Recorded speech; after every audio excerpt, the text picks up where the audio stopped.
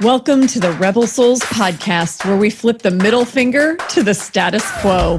I'm your host, Shelley Paxton, lifelong rebel, liberator of souls, and author of Soulbatical, a corporate rebel's guide to finding your best life.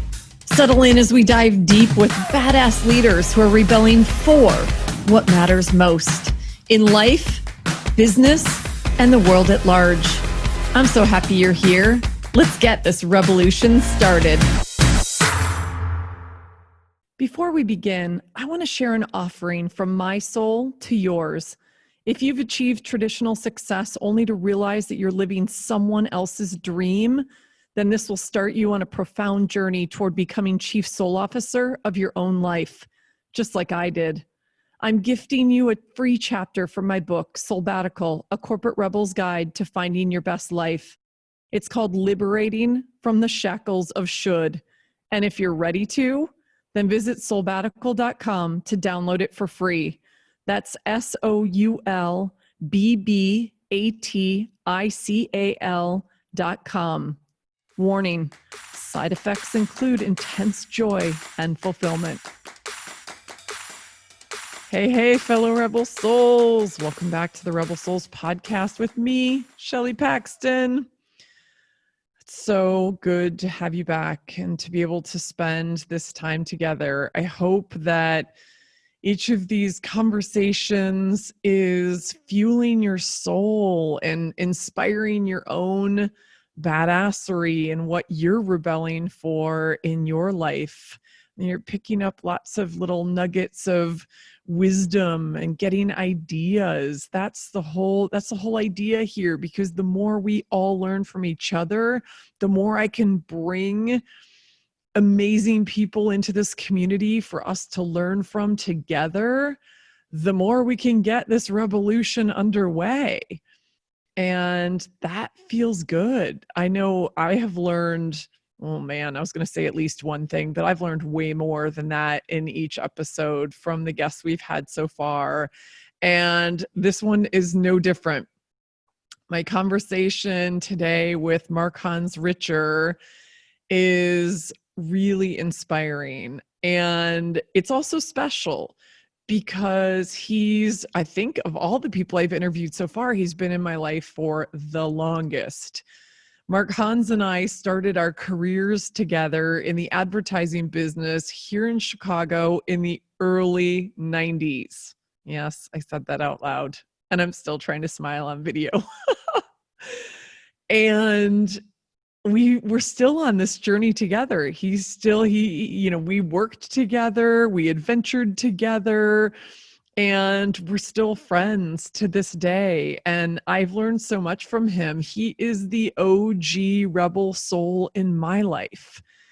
He's the one, we all need a person like this. Maybe I can be like this, or maybe for you, maybe you already have this person or these people in your life.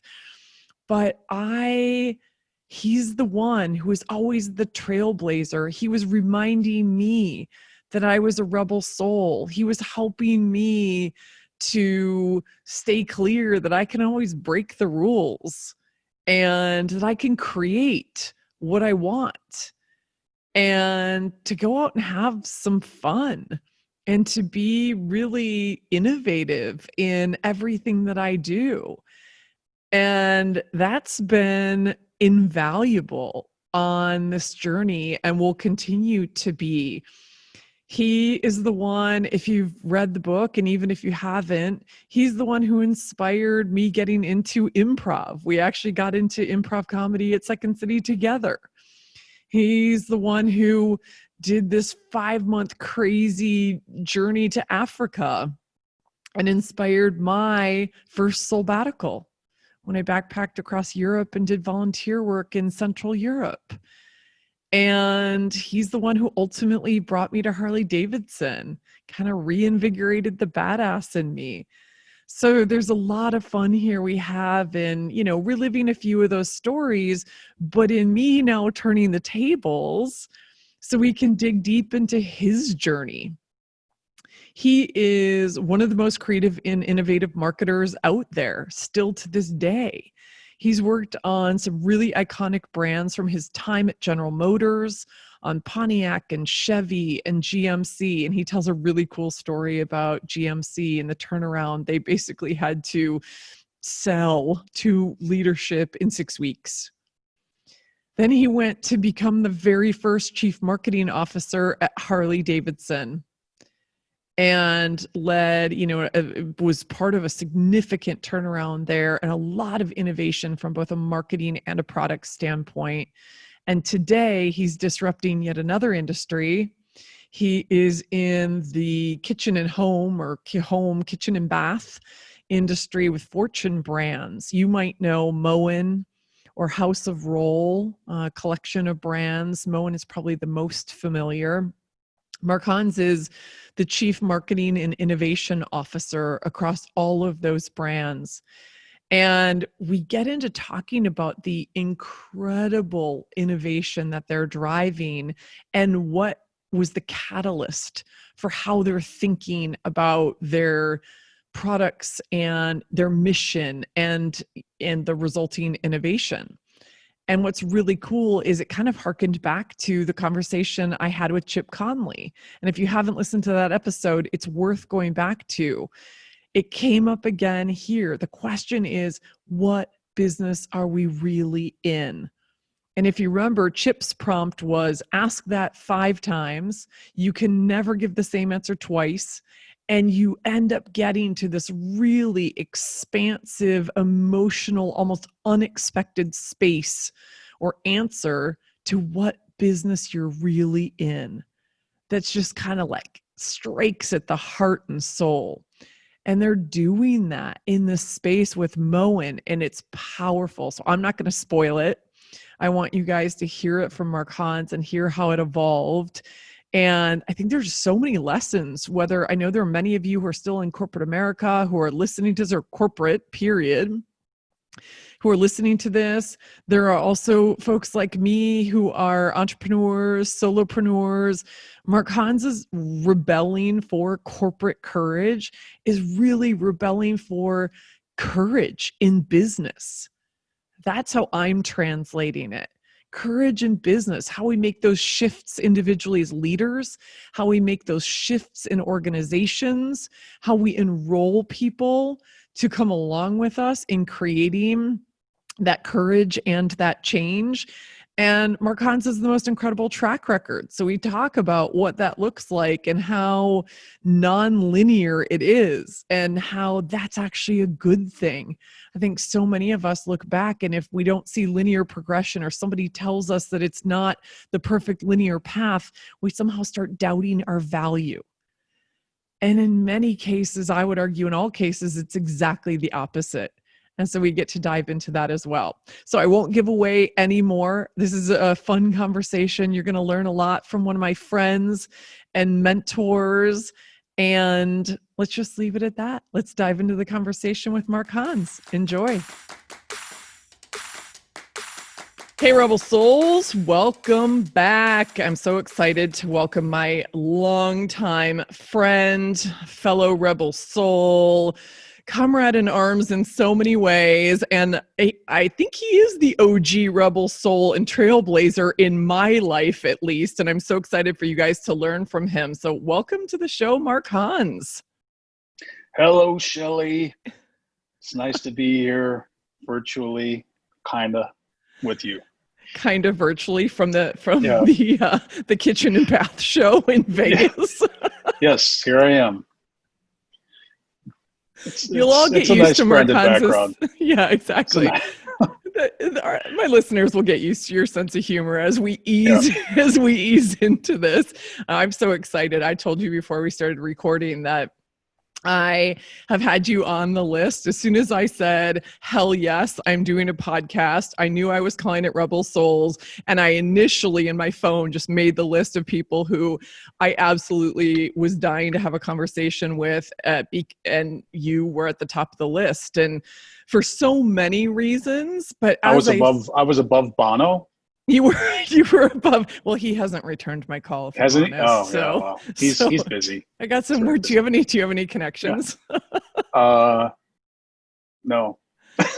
It's funny you say that. I've been listening to the U2 X station on Sirius XM radio a lot lately. So Bono has been front and center. He would be a fascinating conversation. Well, congratulations on your podcast. And as you continue to grow it, I'm sure Bono will be begging you to be on. Boom. From There your it lips is. to God's ears. It's out in the universe now. It's I happening. love that. So, okay. So why did I have you on the top of my list? Because you know this, and I want everyone who's listening to know this. You were like the original trailblazer in my life. And we've had so many amazing adventures, and you really helped kind of draw out my rebel soul in so many ways that I know we'll talk about. Before we start diving into those stories, I want to ask the question I always ask my guests at the start of the show. What are you rebelling for? Well, that is a great question. And the thing that animates me, at least in a business context, I'll stay away from what I'm rebelling for personally, other than you can the weave health of both. my daughters and family and all that. But corporately, I think the issue for me that's always felt, really present and really important to me is the idea of corporate courage. And it seems just like a strange phrase. You'd think it would just be like a normal thought, like, well, that's weird. Of course there's corporate courage. Everyone, knows that. But I think the fact that most people know that there's not as much of it as they'd like to believe there should be is just an ongoing problem that's been going on for as long as I've been working. And you faced it, and I faced it, and probably everyone else who's listening to this has faced it. Those moments where you have the opportunity, no matter what level you're at, to kind of shove the dialogue and shove the direction just a little bit farther towards the courageous, a little bit farther towards the risk on versus risk off, for the benefit of the company, not just for the hell of doing something crazy for the sake of it, but because you might have a better idea. And so I love that idea. I think most people love that idea, but what people most often face is a lot of barriers to get past that initial enthusiasm, and then they kind of get crushed, and then over time they get crushed repeatedly, and then their rebel soul kind of goes a wasting. And I just think that's sad, and I hate to see that in people that have so much promise, and it's good for the corporations as well. So I think it's a win-win. It's a win for the employees. It's a win for the corporations. And I've spent a lot of time thinking about what does it take to unlock that inside of a corporation, and not just through sort of cat poster, types of, hey, be great and think big thoughts type stuff, but really what is it that is inherent in the structure of corporations that sort of keep people from being able to flex those muscles, and how could we, liberate that? So that's really what I'm passionate about, and what I feel like I'm rebelling for every day, even in the corporations that I'm working in now. I love it. And you have a history of doing this, right? So I introduced you at the beginning, but you've been doing this for iconic brands for decades, from GMC to Chevy to Pontiac to Harley Davidson, where we work together.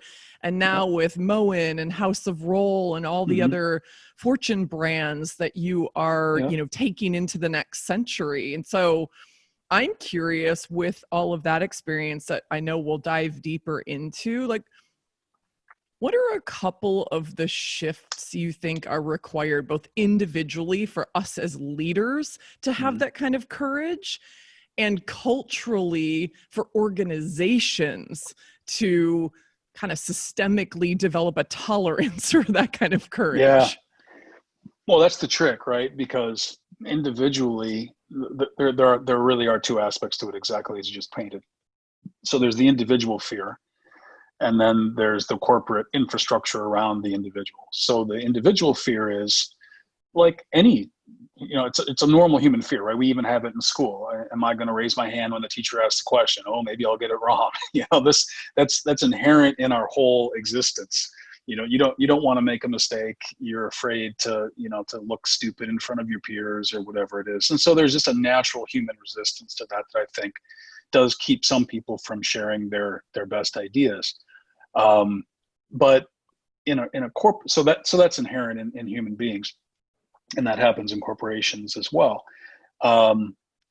the structural issue is actually the worst part of it, though, because corporations, after they get past their sort of entrepreneurial phase, where it's all new ideas, it's all, hey, let's figure this out together, and there's an entrepreneurial spirit almost by definition because it's a startup, and people are figuring it out. But once that company becomes more mature, it starts to write rules around itself about how to maintain the success that they've built and how to protect the success that they built. And they write it in the job descriptions. And then when you get a couple cycles of that same job being performed, the new person that comes in the job is handed the job description. And basically the job description says, don't screw it up. Do what the last person did and maybe slightly better, make it a little more efficient, a little more effective, but no one's asking them in the job description, except for maybe the CMO or those types of jobs inside a corporation where they're maybe asked to do a little bit more of this kind of thinking. The job description doesn't ask you to do it. And then, so that's the first problem. The second problem is everyone around you who works with you has handed their own version of that same job description. So they're all being asked to preserve their own roles. So and they're being paid and rewarded for that by the corporation. So if you in that team are sort of rocking the boat and making things a little less secure for those people, they're not real happy about that because you're kind of putting their own situation at risk. And it's not because they can't accept a new idea. It's because the corporation has set up the situation where they're rewarding compliance and maintenance versus fresh thinking. So it's sort of, in my view at least, it's sort of the reason why that kind of frozen middle of corporations, that kind of middle management layer is so troubling, because they're trying to get ahead, but they're trying to get ahead by basically doing what's being asked of them to, by others, and filling the job description well, not necessarily breaking the mold of what their job could be and providing fresh value to the corporation. They're just not being asked to do it. So therefore they're not going to do it, and therefore no one else is going to get to do it either. So that becomes the challenge. And the biggest challenge, of course, is when the CEO or others stand up on a podium and say, hey, we got to be thinking differently. We got to be more courageous. We got to do things differently. But then it doesn't really, it sounds great in the forum that they're saying the speech, but it doesn't trickle down into the day-to-day because of all those other structures that are built around the organization. So it's a very tough problem to crack, but it does take individuals to start to crack it. Well, you're clearly one of those individuals. My experience of you, both working with you personally, working for you, being someone in your life for a long, long time, I've seen you break those rules again and again in different companies with different brands and different industries. What's the secret sauce? Like, what advice can you give to those of us, whether we're entrepreneurs, whether we're in some of those bigger companies that are always trying to follow the rules and looking for the incremental versus the exponential? Because what I know about you is you've always shot for the moon, and you've always focused on that exponential, and you've done things like the Oprah car giveaway with Pontiac. Let's be honest. I mean, that feels like a million years ago now, but it's like, you get a car, you get a car, you get a car. Sounded like a batshit crazy idea back then. And you've done so much of that sort of thing over the years. So yeah, sure. Okay. Well, that was 16 years ago now. So so it was a while ago. Yeah, it was. Funny how it still exists in memes, and I see them all the time. It's surreal actually to see it bouncing around the world as it still does. But anyway, and that's actually a good example to bring up, because it is I think a principle that can be used by others. So if you have a business objective, so again, if you're talking about being courageous in a corporate environment, you have to do things that the corporation values. You can't just, go crazy and just start coming up with crazy stuff just for the sake of it and think you're going to be rewarded, because that's not, you were hired to build up the corporation, not to do your own thing for the hell of it. So the business has an objective, and you're trying to serve it through courage and creativity. But in my experience, at least with the teams that I've had the benefit of working with, the thing to really help them and help yourself is to get to the extreme level of whatever the idea is that might be kind of, nascent. So you might have the inkling of an idea, or inkling of a strategy, an inkling of something that would be interesting to do. But push that thing out all the way out to the craziest iteration of that idea. if we're going to have a bike blessing in Rome, Shelley, should we get a cardinal or should it be the Pope? I mean, it's got to be the Pope, right? I mean, the cardinal would be cool, but you need a Pope. Another amazing example. So yeah, but it is an example, and it's the same with Oprah. If we're going to do a car giveaway, and we want to partner with Oprah for these strategic reasons. Is one car cool? Is it 10? I don't know. What would it take to do the whole audience? Oh my God, we don't have $8.5 million in the budget. Well, how do we get $8.5 million? I mean, you just don't stop. There's a million reasons why not along the way. But if you get out to the craziest version of whatever that idea is, and then start just pressure testing it and saying, but maybe there is a way. And if you don't get there, okay, but at least you're going to get farther than you might have gotten without pushing yourself all the way out there. And so they don't all turn into those kinds of successes, but a lot of times they will get you halfway, 3/4 of the way there, and it'll be a very good success. And I think that is inherent in leadership and teams to push the thinking and push the ideas and not let it settle for the good enough. Yeah, you know what's so interesting? So I was telling you before we started recording that I was co-hosting a live event last night, sort of with respect to social distancing. We just experimented with something here in Chicago with a small group. And one of the guys who was presenting last night, he did an exercise with the room that just flashed before my eyes as you were giving that example. And one of the things he had us doing, he said, here are your instructions as an audience. Stand up out of your chair, and I want everybody on 3, 2, 1 to reach your hands as high to the sky as you can, like absolutely as high as you can. So everybody did that. And they said, okay, we're going to do this again. Now I want you to reach your hands as high to the sky as you can on 3, 2, 1. And of course, people are now climbing on chairs and sitting on walls and trying. And his point was exactly what you just said. It's like, well, why didn't we do that? Why did we settle for good enough on the first try? And then we had to be challenged again and again to really reach for the stars. Yeah. Well, and people don't believe that they can, or they're going to be given license to, and they think, in that example with Oprah, it's the classic block, but that's not in the budget. So therefore we can't do it. And because you and I have talked about this, I always say, if the idea is good enough, we'll find the money. Yeah. And the definition of good enough is it has to be worth something to the business, or else the business isn't going to give you the money.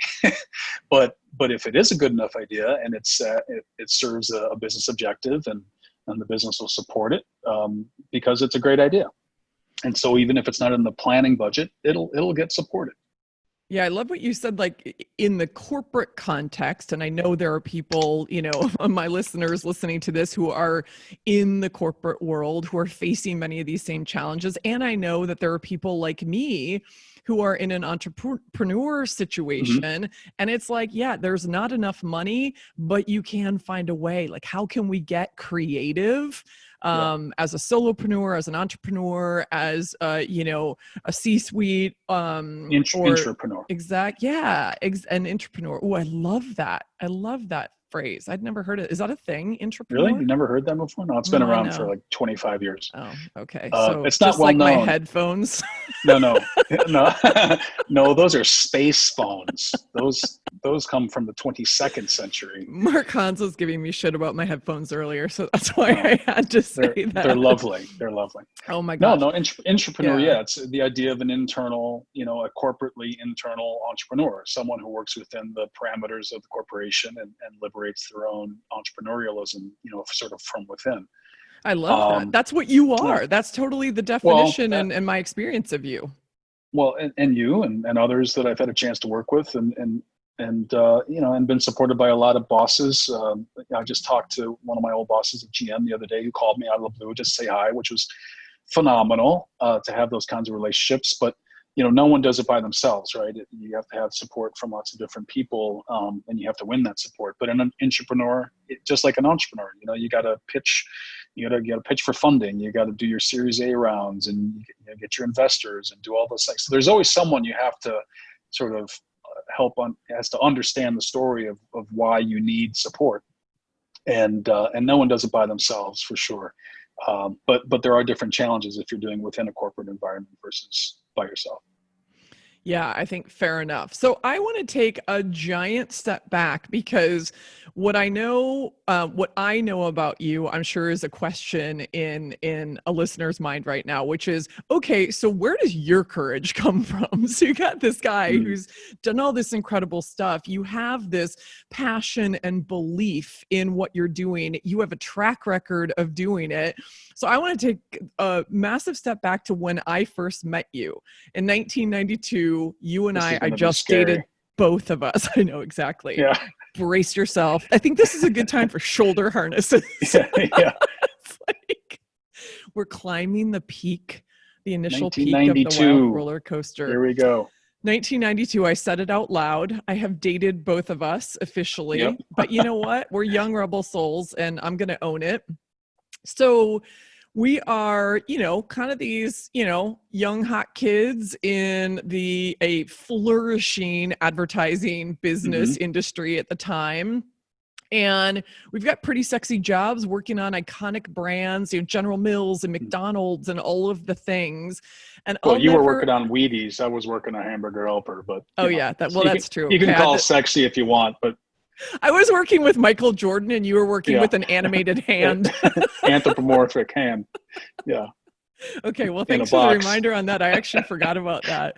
But the point is, and I say this in the book because you are a significant character in the book. You've kind of come in and out of my life, and we've been dear friends for a long time. And I'll never forget, there are two things that I can trace to what I experience as your courage. One is you challenging me to get into improv, which we ended up doing together. And then shortly after that, you were like, I'm going to go see the world. I'm just going to ask for time off. And I was like, well, who does that? And then I'm like, oh shit, I had to be reminded to break the rules. So you were doing this back then. So I'm just curious, that's my experience of where some of your courage comes from, but what's the real story?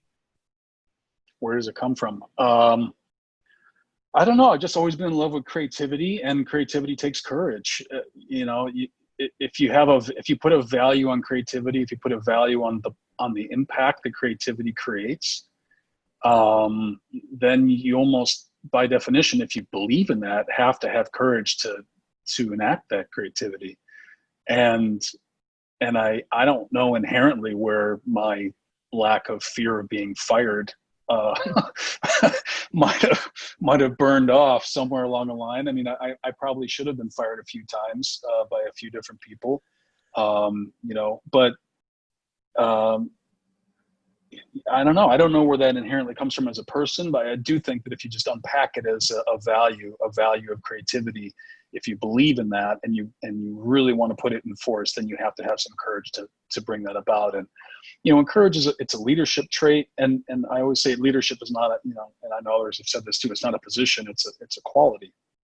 And so you see leadership, you've seen it in your experiences, I have, where the person who's lowest on the org chart actually is the most courageous and actually the biggest leader in the group, and just finding ways to enable those people to kind of rise through the ranks so that more of their good traits can also impact others. I think that's one of the challenges in business as well, is to make sure those people find their way through, and because then they do have positive impacts on other people, and then the creativity expands. How it happens for me, I don't know. I mean, I did another podcast with Jim Stengel recently, and he asked me a question about my first, I don't know what it was, I can't remember the question. It was like my first memory of a brand, and my answer was Sesame Street. And I loved Sesame Street. It was an inherently creative environment. It was just wild, and it encouraged you it wasn't rote education. It was inspiration, and it was creation and creativity, and then the lecture company on top of that, which was even weirder and wilder. And so I don't know, there's probably some influences really, really young for me that stimulated my mind in ways that it just kept working that way. But beyond that, I don't know that I can answer the question. Well, I too think your well. question was, I mean, your answer was really powerful. So this idea that you are so deeply steeped in your values, and those were values um, that you got really clear on early on. And I do love, I Mm-hmm. was just kind of going down this like Sesame Street, like wild nostalgic ride for a second in my mind. I love that, like, that was something that clearly became a value for you really early Mm-hmm. on. And so in that answer, it recalled for me a saying that my friend Sally Lou Loveman, she's been on the podcast uh, as well. She says, when you're in your purpose, fear has no access. Hmm. And your answer made me think of that. So it's like when you're staying true, like living the truth of your Mm-hmm. values, fear has no access. And that feels really profound. That's a great one. I'll use that to come back to the answer on the travel, leave of absence thing that we didn't really expand on. No, let's do that now. I want to go Yeah, there. I mean, I always had in my soul, since that's the word that we'll use as the center of this branded podcast, is in my soul, travel was always a high value, and I just always wanted to see the world. I was in love with the maps that I would, see as a kid in school, and those, especially those high relief maps that were kind of the plastic ones where the mountains would stick up us like an inch, and oh, that's Everest, and I was fascinated with that stuff, and I wanted to see all of it. And so I had a high value, you can call it a purpose if you want, that I was going to see as much of that as I possibly could. And I got it in my head pretty early on that as a life strategy, literally thinking about decades of life, and assuming that I would have decades of life, I was going to try to go to all the hard places first. Mm. And the reason why I made that decision was I was having a hard time imagining me being a 70-year-old, in the Amazon or trekking across Africa or something like that. But those are the places that I wanted to go.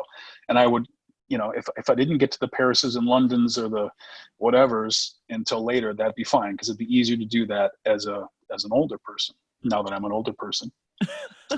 And so when it came time to maximize that, and I also had other values.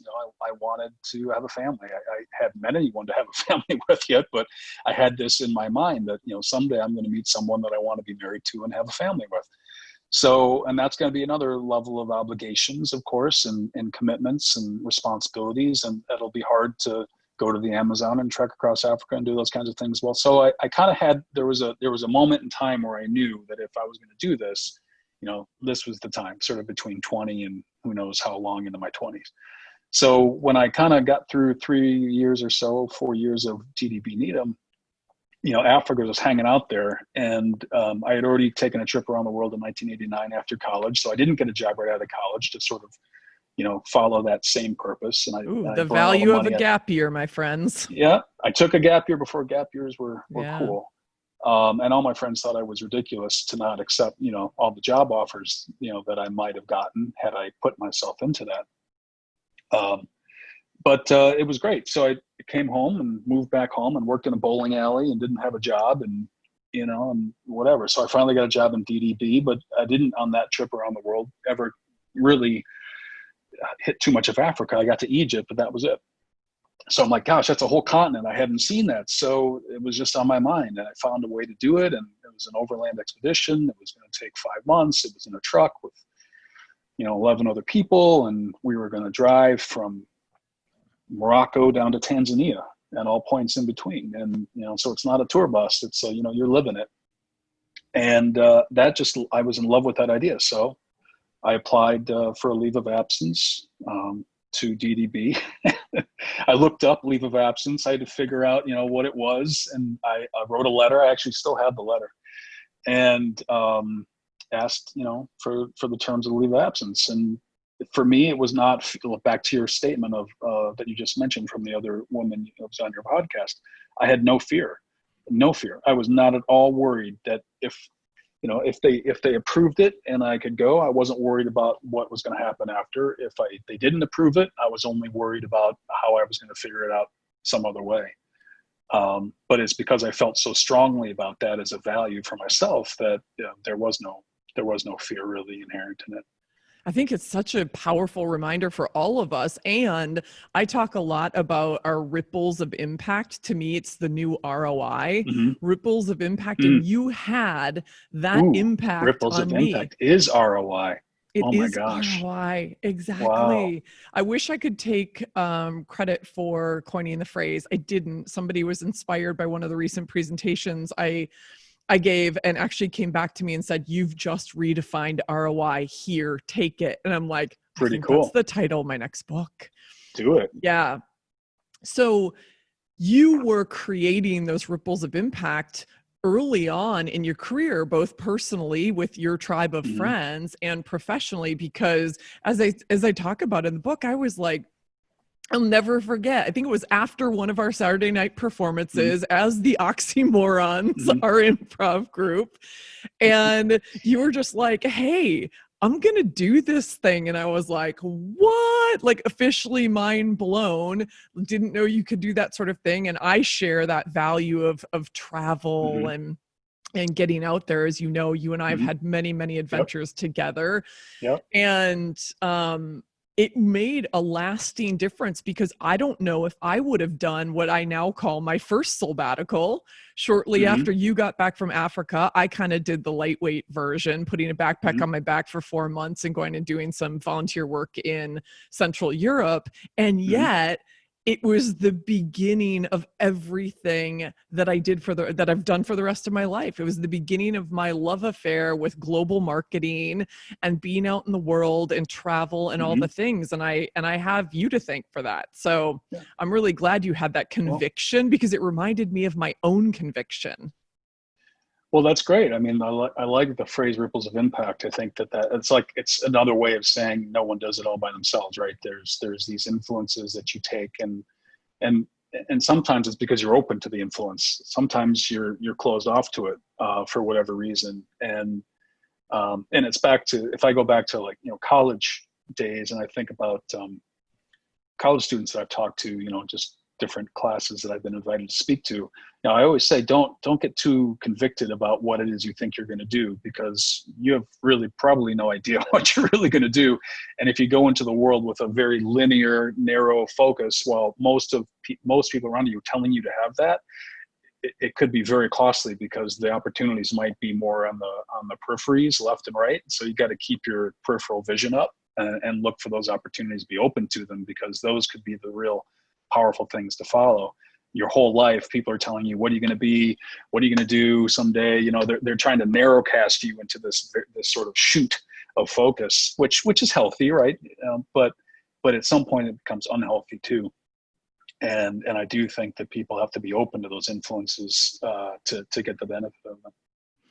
Well, I remember that's perfect segue into when I got a call from you. You had been at Harley for 2 or 3 years as the chief marketing officer of Harley Davidson. And I remember getting that call from you and you said, "I really want to talk to you." And when that conversation, which I thought was going to be like you telling me something horrible had happened in your life and I was all freaked out, actually turned into being a conversation around you creating a global marketing organization and a new position and saying, "I want you to be one of the candidates for this role."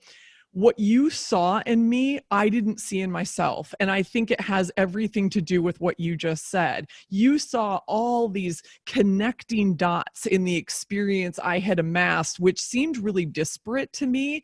And I think to a lot of recruiters, it was sort of like, "Yeah, but you haven't taken that straight and narrow brand management path, or you haven't only been on the client side. You're kind of an agency person," whatever it is, right? And a lot of those were actual quotes. And you saw how all the dots connected. And that's just another way that your brain thinks and sees these correlations. And I'm forever grateful for that as well, because I suddenly understood how I could go to the client side at Harley Davidson and make an incredible impact with my very unique experience and my very unique path. Yeah, exactly. Well, that's valuable. I think if you had a choice between a person like yourself with that background and a person who'd worked in, let's say, motorsports or power sports for their whole career, you could certainly argue that someone with power sports experience, motorcycle or whatever, might be better. But at the same time, it might be worse because they've only known what they've ever known. And when you're in a business trying to think expansively about it and how to grow it in new ways and appeal to new people, you're going to need different kinds of thoughts and different experiences and backgrounds. And you'd worked in China, you'd worked in Turkey, had this great global, obviously I already knew you as a person, a great leader, someone who was really good in brands and had great global brand experience. So I think whether I'd known you or not, it was a good combination for what we were looking for, and I think it was a great choice. So there you go. Well, and the rest is history. But the reason I wanted to point that out was, well, thank you I'll receive those compliments and I appreciate it. And it was phenomenal. I mean, the 6.5 years I spent at Harley was phenomenal experience. And the point I want to make for my listeners is I think so often we undervalue our experience. We think, well, it doesn't look like X or it doesn't look like Y. And we're trying to put ourselves back in those boxes. You said it early on, right? Either in these job boxes that are created within organizations or these career path chutes that we think are the quote unquote right thing to do or we should be doing. And you all know how I feel about shoulding on ourselves. Yet we can take a look and say, one of my coaches has this phrase, transcend and include. So could take all of your experience and keep building on it and see all of it as relevant as you go. And I just think it's a powerful reminder to us to say, right? I have a career full of proof of concept on that. And just as a short little background. So I think I never took an advertising or marketing course in college. I was a history major at Northwestern, but I did have a little stuffed animal business when I was at Northwestern. And so I came up with this idea and I figured out how to get a loan, $35,000 in 1985, seemed like a lot of money, and make these stuffed animal versions of the school mascot and sell them and keep the inventory and deal with the banks and become a salesperson and a marketing person and figure out how to do all that stuff. And so I got into my first interview after coming back from the trip around the world at DDB Needham, where you and I met. Okay. So this is back to fate a little bit. And I got an informational interview because I had a roommate, Bob Handelman, who was an assistant account executive there. And he had said, hey, maybe you should try this. I'm like, okay. So I was open to the influence of his ROI, onto me. And I went in there literally for an information interview. Like, I don't know anything about this. Why don't you tell me? And the woman who I was meeting with, her name is Robbie Katz at the time, Robbie Boudreau now. She's like, I think you'd be really good, but literally, if you leave here today, you're probably never getting back in. So you need to go interview with HR right now. And I had to go interview with HR. I had nothing prepped. I wasn't doing the informational interview as just a way to get in the door. I was literally seeking information because I had no idea if this would be good for me or not. And I had a horrible interview, but it was basically because of the Wildcat business that they saw something in me, which was not at all linear to what they were really interviewing for. And they had a class of 13 people, and I think only 3 of them were undergrads. The other 10 were grad students. So somehow they saw something in my background that was not at all, on a piece of paper to say, oh, let's give this guy a chance in advertising. And thank God they did. And I appreciate that to this day. So Bob Hanneman, Robbie Katz, thank you. And that allowed me to meet you. Well, then moving on from there, I got after being in advertising for 9 years, went client side and I got a job at General Motors, but I didn't even own a car. I didn't own a car when I went to General Motors. I'd never worked in automotive. I didn't own one. I had a motorcycle. I lived downtown. I didn't need one. I didn't have a car. So I got a job at General Motors without having any car experience and worked there for almost 9 years. And I went to Harley Davidson. They wanted a CMO. They'd never had one before. I'd never been one before. So there's nothing on the piece of paper that says this guy's going to be a great CMO because he's never done it. So no validation there. And then I went to Moen and House of Roll, and I have no experience in their industry, zero. So I'm learning it from ground zero, and it's great. I've enjoyed it immensely. So in every single job I've ever had, I could argue that I have had zero literal direct experience in what they were hiring me to do. And it was all about my collection of other experiences that kind of drew them to me in ways that were different than other people that were interviewing. So I would just reinforce that if people can just do a good job unpacking their experiences and their background and the things they've done and making it relevant to that next job, it doesn't really matter if you had that direct experience or not. I think you can convince them that you could really be an excellent candidate for that job. I love that. The proof points and your through line, or one of your through lines, is creativity and innovation in every single one of those brands and those industries. And so you've pulled that with you, and you're doing a whole lot of it now. I want to bring us to present day, where you're sitting. We've got beautiful Moen in the background, but I've been incredibly impressed. Like the industry you work in right now, other than, having faucets and showers and those things in my home, I have no other experience with, and yet I've been following your journey. So you're basically the chief innovation and marketing officer, right, in a fairly traditional space that you have been disrupting the hell out of. So I'd love to talk a little bit about some of the innovation that you're driving and the mission that you're leading some of these brands toward. Okay. Well, it's been as fun as anything I've ever done. And I didn't know that it would be the case when I sort of took a risk to jump into this. And the risk was based on the quality of the people that I met along the way as I was interviewing. I just was really sold on the people. And once you're sold on the people, I think the rest of it sorts itself out. And if it's any kind of opportunity, you can find something great in it. Even if it's not, it's hard to compare anything to being the CMO at Harley Davidson, right? Just like you have this iconic brand that everybody knows. It's very easy to go to cocktail parties and explain what you do, and everyone gets it and everyone wants to talk about it, and a little harder to do in other things. But it doesn't mean that it's not fun in every other way. And in this case it is. And the reason why it's fun is the reason why the job was created, and this job didn't exist before, was really to bring sort of innovation and sort of transformative thinking into the organization, and to take what was a really successful and has been a really successful legacy brand and set of brands and use those strengths to create new strengths for the future. And I love those kinds of challenges. So when they said that's what they wanted, hey, I'm your guy. And the trick is always, will they really live up to that? Will that be great for 6 months and then they'll kind of get bored with it and decide to kind of go back to what they were doing before? And that's always the risk whenever someone says, hey, we want to be transformed. We want to transform the business. We want to be more innovative. In this case, the business has continued to support that thinking all the way through. It's really been great.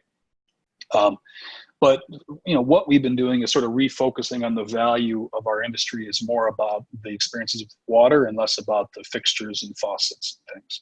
So it's thinking, just looking at what we do just through a slightly different lens, just turning the lens a bit so we can see fresh opportunities in the actual value that we provide for our consumers.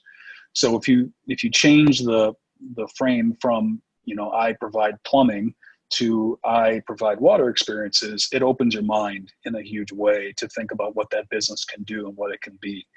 And all of a sudden you're surrounded by opportunity. You don't even know where to go next. Before that, it's kind of like, well, how do I make a slightly, different finished faucet, or a slightly different handle, or and that's great because style is super important. You got to have style in our category. It's a core deliverable, but The rest of it is, what can we do to innovate around providing great water experiences? Because people, that means a lot to people. Even if they're not thinking about it, it inherently does. And then, of course, there's the prevention against bad water experiences, such as leaks in your home and things that are really terrible and happen far more often than people would imagine. And so there's a good side to water that people can really appreciate, and a bad side to water that's very hard to protect against.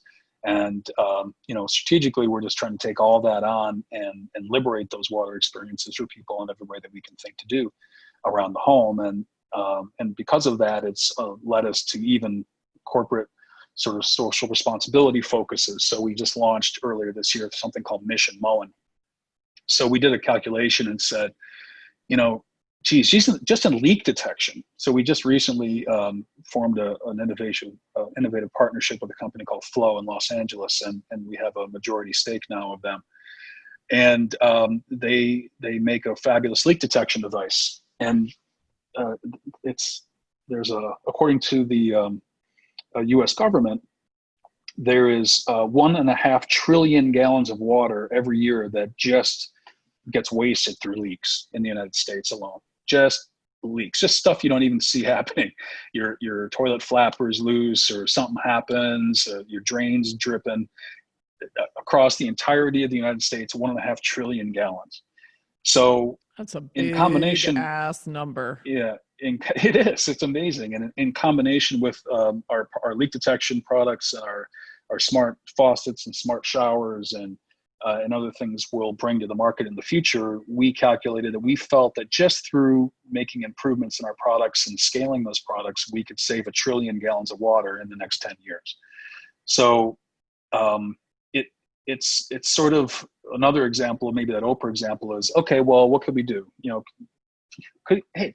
Trillion, that's a nice big number. How can we get to the trillion, and start to really work and go, oh, if we did this, if we did that, oh, it would be great. And then the catch is, of course, we can't ask people to have bad water experiences while they're saving water. We can't just have this faucet turn on and have a couple drips coming out. So we have to find a way to have awesome water experiences that people love, but also save water at the same time. You have to have both. That feels like the intersection of innovation right there. It right? is. Exactly. You have to have a great consumer experience and a way for them to feel good about what they're doing without them really sacrificing to do it. And that is, that's where the fun is. It's in those tension points where innovation lives. And that's where magic happens, where people go, oh, I can't believe that. That's great. And that's the kind of stuff we're doing, and everyone's excited about it. And it's there's a long runway in front of us too. A lot of things we haven't yet done that we're thinking about that I can't wait to get to. I'm anxious about it, actually. It's really powerful, this idea, just to go back to the first thing you said, this idea of what business are we really in? I had Chip Conley on the podcast as well, and he was saying how they used to do this at Joie de Vivre, the hotel group he founded, and then they did it again at Airbnb, and he was challenging all of us to do this. And I love that it's resurfacing in this conversation, because if we say, what business are we really in? He says, ask it 5 times, and you can never give the same answer twice. So you're getting more and more expansive in your thinking. For you guys to go from, we design cool faucets and showers and appliances, right? Because that's how the category is thought of, to we are in the water business and we can have this tremendous impact, to me, that's the massive takeaway of all of this. Yeah. And it starts with having leaders that are willing to take that journey, right? Yeah. Because if you're sitting on leading a really successful, profitable 80-year success story, you have to have support. A guy like me or a person like you or anyone else listening to this can't just walk into a corporation and say, all right, everybody, everything's going to change, new sheriff in town. You just can't do it that way, or else it probably won't be right, because you won't have enough insight into what the strengths actually are of the corporation before you start ripping things apart. But second, you got to have the support from people to say, well, we want this kind of change, and we need to have this kind of expansive thinking, and you got to have support from other people to get there. So again, it's back to, I wouldn't want to have anyone thinking that the idea of being a rebel in a corporation is to just, say, screw it all and just start, climbing the walls with incredible thinking that really is irrelevant to the purpose of the business or the way it gets paid. But to not stop short of feeling, what those expansive opportunities might be as you change the lens of what you could be looking at is what the business really provides to the consumer. Well, and I love that you made the point earlier that you're enrolling people along the way. So these aren't harebrained, crazy schemes that are completely over there. Maybe they eventually are, but you're enrolling people in this kind of thinking, in the more expansive thinking, in the proof points for that thinking, in the creative ways, and just in getting creative about how saving 1 trillion gallons of water in 10 years might be accomplished. So it's again, ripples of impact, right? Because it builds aren't on ever doing it on your own. You're right. And I love that thought, ripples of impact. So I'm going to definitely support you on that thought being the foundation of your second book. Yeah. But the thing about innovation, I guess, is it almost always, if it works, is built on the foundation of some other prior success. So if you're going into an organization and you're the change agent, it's really good to start by figuring out, what are we already successful at? What's the foundation of our success? How do we get this far? You shouldn't ignore that. You shouldn't say that, oh, that's old news, that's yesterday. You got to start by appreciating what that foundation of success is, and then think about how those are ingredients to then cook with to turn into innovation, because then the organization can really understand more about what you're doing differently because it's founded on something that they already inherently understand. It doesn't feel like, oh my God, there's some alien thing just happened. It's an extension of what they're already good at. It's a reimagination of something that they were already comfortable with. And because of that, they can start to see themselves in, and it doesn't feel as scary. And it actually gets the organization further faster than to come in and just start breaking windows and saying, well, everything's going to be different now because so-and-so is here. That usually doesn't work real well, at least in my experience. I mean, I've seen it a couple of times where people, come into organizations like that and it just feels dismissive and it feels disrespectful. And maybe there's some reasons why, there should be a little disrespect for some things that just have never been tried. But I think if you do it that way, it's hard to get the rest of the organization to follow you. And if you can't get them to follow you, you're not going to get too much accomplished. Yeah, I think that's good. That feels like another part of that secret sauce, of what does corporate courage look like. It's that's a powerful anchoring point into how you get stuff done in a really creative and innovative way. Yeah. The one other thing that I've noticed is in the work that you've been doing with all of the Fortune brands, with Moen and House of Roll and everything else you're creating, is that there's an activism component to this whole, we're in the business of water. And I just thought it's powerful. Like I read, I think you posted this on LinkedIn, that you guys are lobbying to suspend water shutoffs during COVID. And I loved that hashtag unlock water for all. And I thought, God, would you have ever gotten there if you weren't in this mindset of we're in the water business? And so how can we be rebelling for water for all, rebelling for safe water, all of those things? That's expansive thinking.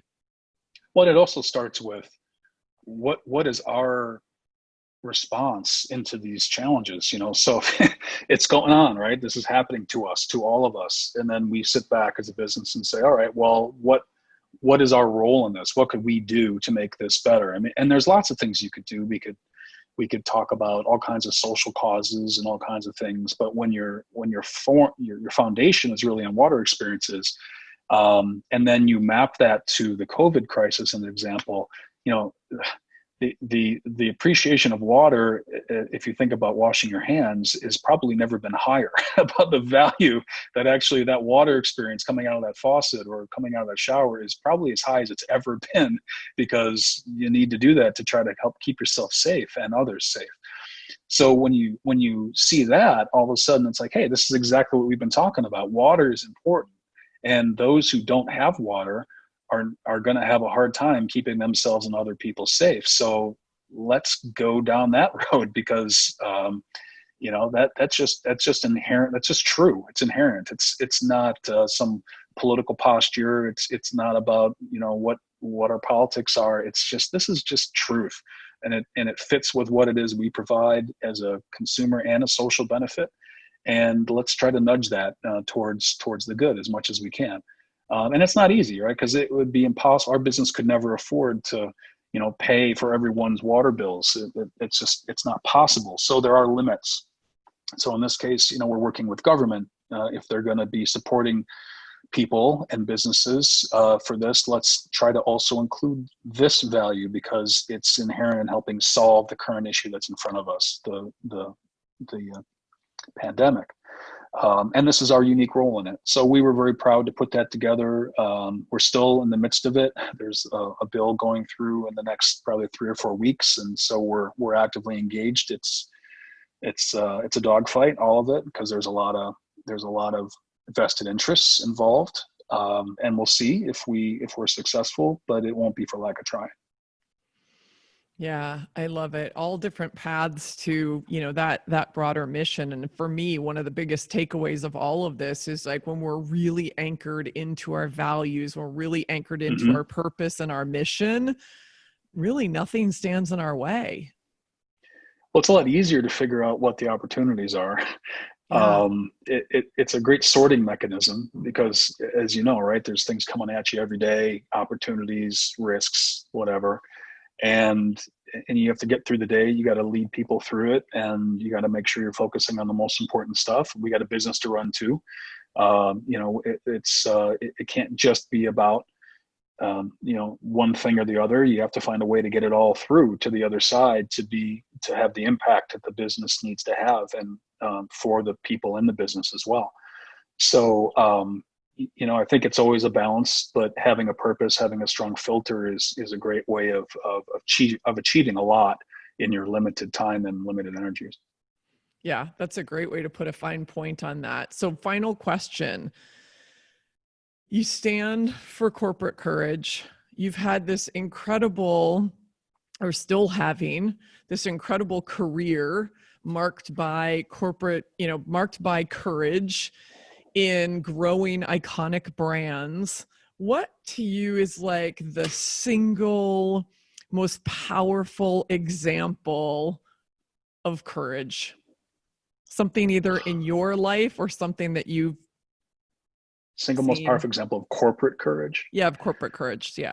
Oh my gosh.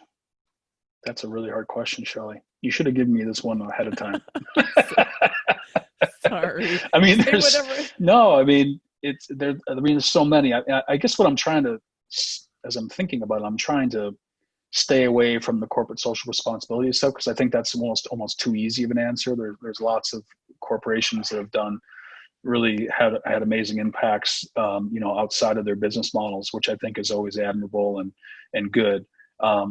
But my sense of corporate courage has always been about, what kind of courage does it take to unleash the organization to create more growth for the business? Because that's what people are hired to do. So it's sort of hard to, think of the best example. Maybe I have to use my own examples, because I apologize for doing that, because it's going to sound selfish. So I don't know. And that was totally in play. This does not satisfy the answer to the best example I could ever think of, because I'm sure I'll think of one as soon as we stop recording. But when GMC is maybe a little lesser known part of my own background, and GMC trucks, and I was there, and I've been at General Motors for 2 years, and I got put into this opportunity to be leading advertising for GMC, and it was during a very, very tough time. The organization had not gotten from GMC what they thought they were going to get, and they were really threatening, and I think very seriously threatening to shut down the whole division and just basically make those trucks and give them to Chevrolet and let that be it. And that just seemed like a bad brand decision to me, and I was now responsible for the brand. I was told we had 6 weeks to basically fix it, or else that was going to be it. I mean, literally 6 weeks. Wow. And was that So from a courage perspective, I think courage lots of times gets liberated when you kind of get put into the deep end of the pool, or backed into the alley. You kind of don't have a choice, right? You've got to fight through it, or you could choose just to fold the cards. But I've been given a new responsibility, and I was energized by that. And we had a position called a professional grade, and it had never really caught fire with anybody, and it really wasn't succeeding for the business. And so within those 6 weeks, we took that strategy, we framed it in a different way. We put it out into some testing. This is all within 6 weeks. Develop new creative, put it in test, because you had to do it. And General Motors, you had to test everything. And then basically convince all the senior leaders of GMs of General Motors overall that this was going to be the idea that would then unlock the premise and the promise of the business, more so than giving that volume to Chevrolet and making them into Chevy Silverados and Chevy Tahoes. And it's one of the proudest moments of my career. I mean, I remember the meeting. It was myself and Lee Garfinkel at Low Lintos. I mean, famous creative, and making the pitch. I'm a 32-year-old guy, basically trying to save GMC with Lee Garfinkel and my boss, Lynn Myers, who was wonderful, still is wonderful. And the fact that we could stand up there and say, here's the solution. We know this is going to work. We did it in 6 weeks, but don't let the time fool you. This is the right way to go. And, and now 20 years later, that campaign is still running. GMC is the second biggest division of General Motors. I think it's the most profitable on a percentage basis.